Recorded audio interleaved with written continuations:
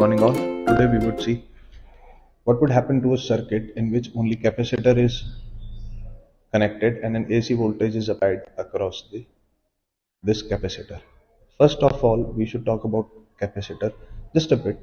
A quick revision. A capacitor is an electrical device which stores electrical energy.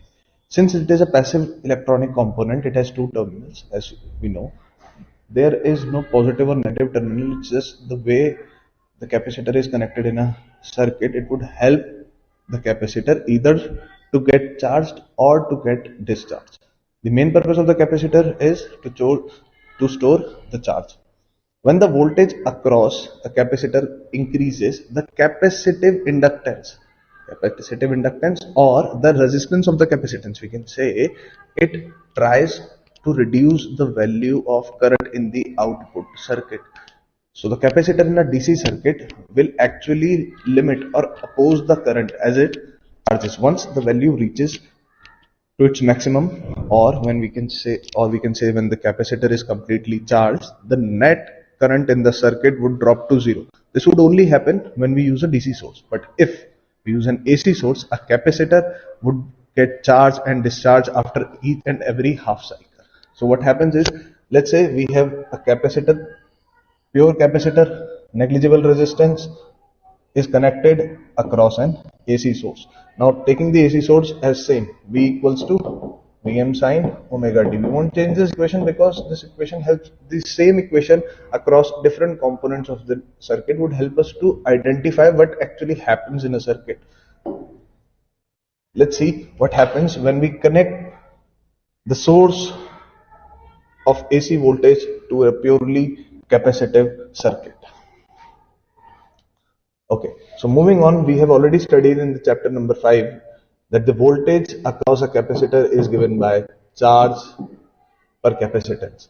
Equating the input voltage and the voltage across capacitor, we would find that the charge Q can be calculated as Vm sine omega t into C. Now, to calculate the current, we already know that the current is the time differential of charge flowing in a circuit.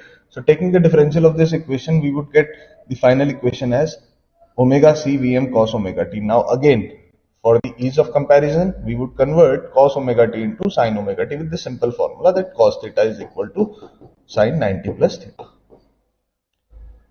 Taking the dimension as 90 plus or 90 minus, it should be according to our easiness of the derivation. It should not be according to the rules of maths. This is only according to the easiness of the derivation. We would make the required, or we can say considerable substitution. Now, substituting this value of cos omega t as sin omega t plus pi by 2 in this equation, we would get the final equation as I equals to Im sin omega t plus pi by 2, in which Im is omega C, Vm omega C. Now, if we compare the capacitive inductance, which we already know, so the capacitive inductance is inversely proportional to the frequency and inversely proportional to the capacitance. So if the capacitance increases, the inductive capacitance decreases. If the angular frequency increases, the inductive capacitance decreases. So a good AC source which has high angular frequency would have the least value of resistance offered by the capacitance. This is what it means. Now, after equating these equations, we are able to find that current and voltage. So these are the two equations which we have taken. One is for voltage and one is for current, which we have calculated. We can see that the current has a phase difference of pi by 2, that too in the plus direction. It means the current would lead the voltage.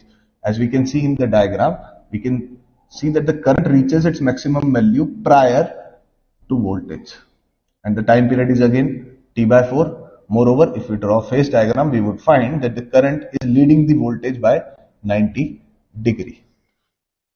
So the current reaches its maximum value earlier. Moreover, it reaches its maximum value before voltage reaches its maximum value. So in a purely capacitive circuit, this is what happens with current and voltage for an AC source. Thank you.